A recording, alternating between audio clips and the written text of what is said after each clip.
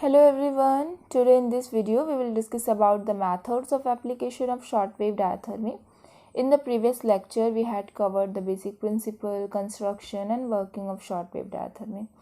So if you didn't watch the previous video, please go and watch that video first so you can understand the concept clearly, and I will share the link in the description below. So we have two methods for the application of shortwave diathermy. First one is your capacitor field method. So in this method, the electrodes are placed on each side of the body part of the patient. जो आपका treatment part है उसके आप दोनों side electrode को placed करते हैं, and जो इलेक्ट्रोड्स होती है उसे आपको स्किन से सेपरेट करने के लिए इंसुलेटिंग मटेरियल यूज़ करना है. It can be a gel जो कि आप यूज़ करते हैं इलेक्ट्रोड को प्लेस करने से पहले. अब जो आपका बॉडी पार्ट है along with the gel it will form a dielectric. ठीक है, वो जो बॉडी टिश्यू आ रहा है बीच में और जो जेल आ रहा है that will form a dielectric, और जो दोनों आपके इलेक्ट्रोड्स हैं, ठीक है, दोनों साइड पे वो आपके जो कैपेसिटर की प्लेट्स होती हैं कंडेंसर्स की उसकी तरह वर्क करता है. Clear? And that plate and dielectric will form a capacitor in the body. ना जब आप करंट फ्लो कराते हैं, वहाँ पे करंट अप्लाई करते हैं तो चार्ज जो होता है उसमें चेंजेस आते हैं, इलेक्ट्रिक फील्ड जनरेट होता है. इलेक्ट्रिक फील्ड जनरेट होने की वजह से उसके अंदर जो टिश्यू है, टिश्यू के अंदर आपका ऑसिलेशन होता है आयंस का. ठीक है, क्योंकि आपके बॉडी टिश्यू में बहुत सारे इलेक्ट्रोलाइट्स हैं और हमने पढ़ा था कि जितने भी इलेक्ट्रोलाइट्स हैं, प्रीवियस वीडियो में हमने ये डिस्कस किया है, वो या तो आपका ऑसिलेशन के में कुछ मोमेंट्स दिखाएंगे, या तो वो डाइपोल मोमेंट्स करेंगे, या वो डिस्टॉर्शन शो करेंगे, राइट, या तो वो रोटेशन शो करेंगे. तो इसकी वजह से, इन सारे मोमेंट्स की वजह से, इन ऑसिलेशंस की वजह से, वाइब्रेशंस की वजह से आपका हीट प्रोड्यूस होता है टिश्यू के अंदर, और ये प्राइमरी इफेक्ट है शॉर्टवेव डायथर्मी का. क्लियर? जितने भी इलेक्ट्रोलाइट्स हैं आपके बॉडी में वो शॉर्टवेव डायथर्मी के अप्लाई करने से, करंट के अप्लाई करने से जितने भी आयंस उसमें प्रेजेंट हैं they will start vibrating, dipoles are rotating, और जितने भी फैट वाले मॉलिक्यूल्स हैं वो डिस्टॉर्शन हो जाता है उनका, एंड करंट प्रोड्यूस होता है according to Joule's law of heating, that is your Q is equals to I²RT. So this heat will raise your temperature, muscle relaxation को इंड्यूस करेगी, एफिशिएंट बना देगी, जो मसल का जो एक्शन था वो और ज़्यादा बेटर होगा, ब्लड सप्लाई इन्हेंस हो जाएगी वहाँ पे. और जो आपका डाइलेक्ट्रिक कांस्टेंट है ना, वो अलग अलग टिश्यू के लिए अलग अलग हो सकता है. ठीक है, जैसे आपके ब्लड हो गया, मसल्स हो गया, इनका इम्पीडेंस कम होता है, इसीलिए इनका जो डाइलेक्ट्रिक कांस्टेंट है ये ज़्यादा होता है. और जैसे आपके कुछ हाई इम्पीडेंस टिश्यूज़ होगा, लाइक फाइब्रस टिश्यू हो गया या आपका फैट टिश्यू हो गया, इनका डाइलेक्ट्रिक कांस्टेंट कम होता है. Next is our differential heating of tissue. It's depends on the size of electrode pad, spacing of pad and positioning of pad. Size, electrode के जो साइज़ हैं उस पर कैसे आपका जो हीट है वो डिफ़र कर सकता है. लाइक सबसे पहले तो जो आप दो इलेक्ट्रोड प्लेस कर रहे हैं वो सेम साइज़ के होने चाहिए, क्योंकि अगर वो अलग अलग साइज़ के होंगे तो उनको अलग अलग मैग्नीट्यूड का करंट चाहिए चार्ज होने के लिए. और जो आपका इलेक्ट्रोड है ना, आप जितना भी बॉडी पार्ट आपको ट्रीट करना है उससे थोड़ा सा लार्जर होना चाहिए, बिकॉज जो इलेक्ट्रिक फील्ड वहाँ पे वो इलेक्ट्रोड्स में प्रोड्यूस होती है वो स्प्रेड होती है. ठीक है, एजेस में वो स्प्रेड हो जाती है, तो जो स्ट्रक्चर आपको ट्रीट करना है वो सेंट्रली लाई होना चाहिए, क्योंकि सेंटर में कंसंट्रेशन ज़्यादा रहता है, तो आपको जो टिश्यू है उसे प्रॉपर हीट प्रोवाइड कर सकते हैं. अब अगर इलेक्ट्रोड पैड अगर आपका एक लार्ज होता है एक स्मॉल रह जाता है, तो एक साइड पे जो कंसंट्रेशन है ना चार्जेस की वो ज़्यादा होती है और दूसरे साइड में डिस्पर्शन रहता है, तो ये गलत रहेगा. तो आपको इक्वल साइज़ का रखना है. नेक्स्ट जो आपका इलेक्ट्रोड है, अगर वो बहुत ही ज़्यादा स्मॉल साइज़ का हो गया, आपको एरिया ज़्यादा कवर करना है, आपने इलेक्ट्रोड स्मॉल ले लिया, तो इसमें जो सुपरफिशियल स्ट्रक्चर होगा ना उसको ज़्यादा हीट रिसीव होगी, और डीप जो स्ट्रक्चर होगा उसको हीट कम रिसीव होगी. अब अगर आपने इलेक्ट्रोड को बहुत ज़्यादा लार्ज रख दिया, आपका ट्रीटमेंट एरिया जो गोल है वो बहुत ही स्मॉल सा टिश्यू है और आपने उससे काफ़ी ज़्यादा बड़ा इलेक्ट्रोड यूज़ कर लिया, तो क्या होगा, आपकी जो हीट एनर्जी उसके अंदर प्रोड्यूस हो रही है वो वेस्ट हो जाएगी. Next is your spacing of electrode. अब जो आप दो इलेक्ट्रोड प्लेस करते हैं उसके बीच का स्पेस कैसा होना चाहिए, तो जितना भी आपका ट्रीटमेंट एरिया उसको आप जब कंसीडर करेंगे तो जो वाइडेस्ट पॉसिबल स्पेसिंग है ना वो आपको प्रोवाइड करनी है. मतलब डिस्टेंस ज़्यादा रखना है, और वो भी इतना ज़्यादा नहीं, लिमिट में ही रखना है, लेकिन इतना होना चाहिए कि जो आपके जो दोनों पैड्स हैं उसके बीच में इतना स्पेस हो कि वहाँ पर जो इलेक्ट्रिक फील्ड है वो जनरेट हो सके properly.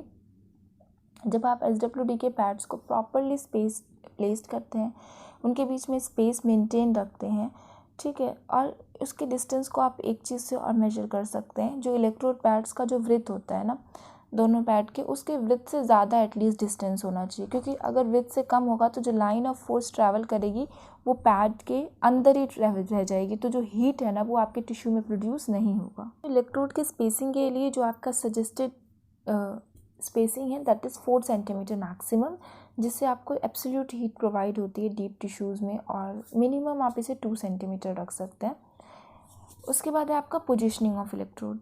So there are 3 different methods of placing of electrode. First one is your coplanar method, जिसको आप पैरेलल मैथड भी कह सकते हैं। इसमें जो आपका इलेक्ट्रोड का प्लेसमेंट होता है वो सेम साइड पे होता है, ठीक है।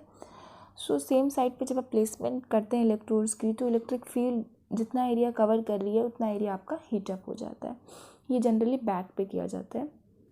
Second one is your contraplanar method. इसके अंदर आप इलेक्ट्रोड को प्लेस करते हैं जॉइंट के दोनों साइड पे। लाइक अगर आपको नी जॉइंट में प्लेसमेंट करनी है तो आप उसके मीडियल एंड लेटरल एस्पेक्ट पे इलेक्ट्रोड को रखेंगे, देन जो आपका नी जॉइंट है ना वो पूरा कवर होगा ड्यूरिंग द हीट, ठीक है।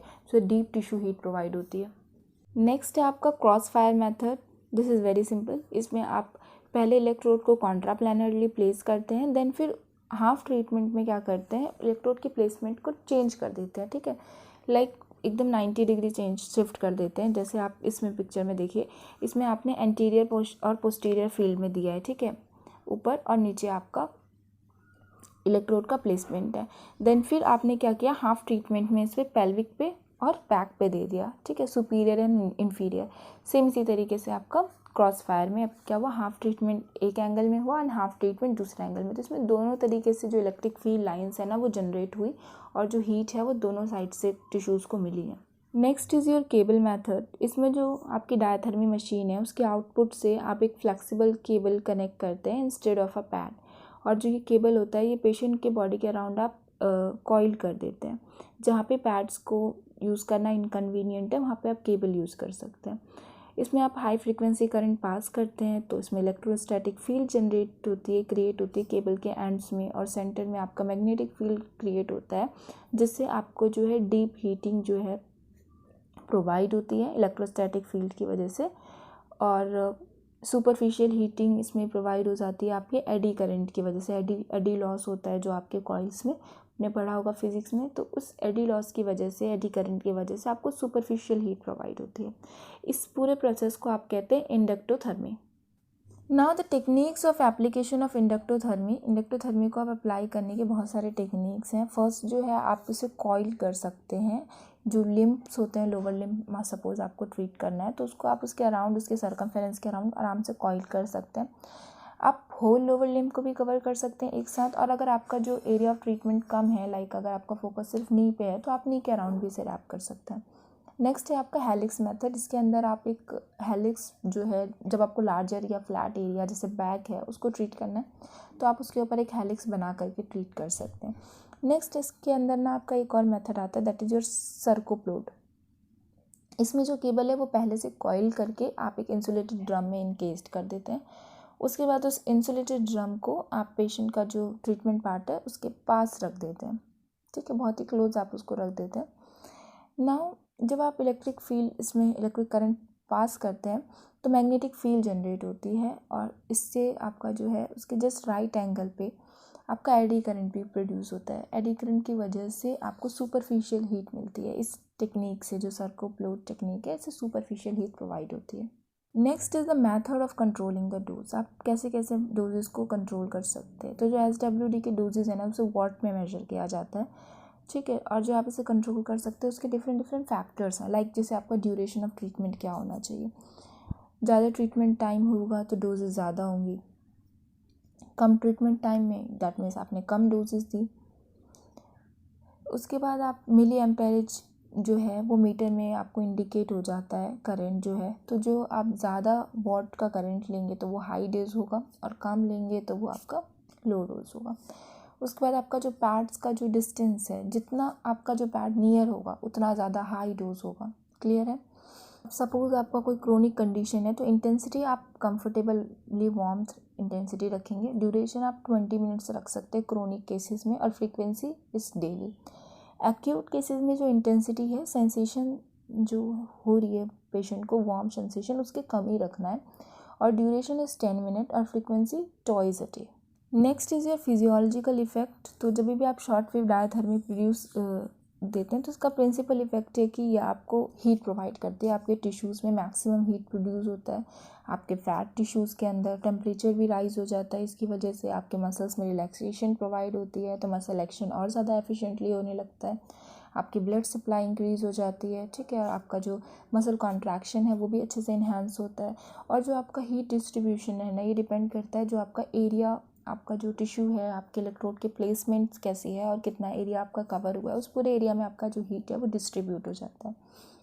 उसके बाद थेरेपेटिक इफेक्ट देखिए तो शॉर्ट वेव डायथर्मी आपको दोनों तरीके के हीट्स देता है, डीप हीट भी देता है और सुपरफिशियल हीट भी प्रोवाइड करता है। इससे मसल स्पाज्म रिड्यूस हो जाता है, शॉर्ट वेव डायथर्मी से पेन रिलीफ होता है, आपका इन्फ्लामेशन अगर है, क्रोनिक इन्फ्लामेशन को रिजॉल्व करता है, ब्लड सर्कुलेशन को इंक्रीज़ करके।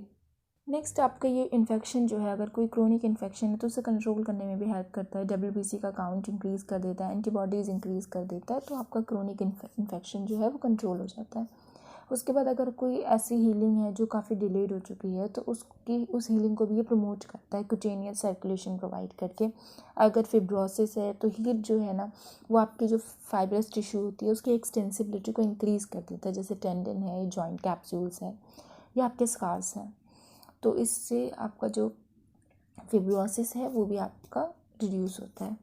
Next is your indication, like short wave diathermy को आप कब कब दे सकते हैं, किस कंडीशन में, तो कोई भी मस्कुलोस्केलेटल डिसऑर्डर हो, स्प्रेन हो, स्ट्रेन हो, कैप्सूलेशन हो, मसल या टेंडन में टियर हो, या फिर रेमेटॉइड अर्थराइटिस हो, क्रोनिक हो, या फिर आपका कोई डिजेनरेटिव जॉइंट डिजीज़ है, ऑस्टियोआर्थराइटिस है, जॉइंट में स्टिफनेस है, हीमाटोमा है, क्रोनिक इन्फ्लेमेटरी इन्फेक्शन वाला कंडीशन है, टेंडिनोसाइनोवाइटिस, साइनोवाइटिस, बर्साइटिस, साइनोसाइटिस, आपका एब्सेसिस है, या फिर कोई सर्जिकल इंसिशन में इन्फेक्शन है, डिसमेनोरिया है, फ्रोजन शोल्डर है, सर्वाइकल स्पॉन्डिलोसिस है, लंबर स्पॉन्डिलोसिस है, इन सभी केसेस में आप SWD अप्लाई कर सकते हैं। Next is the Contra indication, तो कोई भी मेटालिक इम्प्लांट्स है उसके अराउंड नहीं दे सकते, कोई हेमोरेजिक एरिया है या फिर कोई इस्चेमिक टिश्यू है उसके ऊपर नहीं दे सकते, मैलिग्नेंसी है तब नहीं दे सकते, ट्यूबरकुलोसिस है जॉइंट्स में, या फिर आपका थर्मल सेंसेशन इम्पेयर्ड है,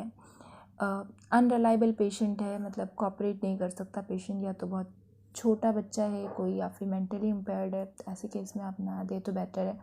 एक्सेसिव एडिमा है, कोई रेडिएंट रेडियोथेरेपी रिसेंटली कराई है, उसके बाद आपकी हाइपर सेंसिटिविटी है, हीट से ज़्यादा सेंसिटिव है पेशेंट, कोई इन्फेक्शन है एक्यूट, कार्डियक पेसमेकर लगा हुआ है, कोई वेट ड्रेसिंग जहाँ पर हुआ, एडहेसिव टेप्स लगे हो वहाँ पर आपको नहीं अप्लाई करना, या फिर आपका कोई intra uterine contraceptive device apply किया हुआ है पेशेंट ने, या फिर जो पेशेंट है वो प्रेग्नेंट है, वीनस थ्रोम्बोसिस है, कभी भी आप नहीं दे सकते इसको। ये सारे इसके कॉन्ट्रा इंडिकेशन है, और आजकल जो शॉर्ट वेव डायथर्मी है वो और भी ज़्यादा कॉन्ट्रा इंडिकेटेड है, इसके इंडिकेशन से ज़्यादा इसके नुकसान ज़्यादा मिलते हैं, तो मतलब काफ़ी रेयर ही है जो इसे यूज़ किया जाता है, लेकिन थ्योरी का पार्ट है तो you have to know about it. Now I am sharing the pictures, आप यहाँ पे देख सकते हैं कुछ कंडीशंस में हम शॉर्ट वेव डायथर्मी को किस तरीके से अप्लाई करते हैं, लाइक साइनोसाइटिस है तो इसमें हम 10 मिनट्स के लिए SWD दे सकते हैं, and these are the placements of electrode. अगर आपका ऑटाइटिस मीडिया है, here you can see the placement, low back pain है, या ऑस्टियोआर्थराइटिस ऑफ नी है, या any kind of periarthritic of shoulder, then your pelvic inflammatory disease, तो इस तरीके से आप इलेक्ट्रोड को प्लेस कर सकते हैं। So this is all about short wave diathermy, hope you guys like the video.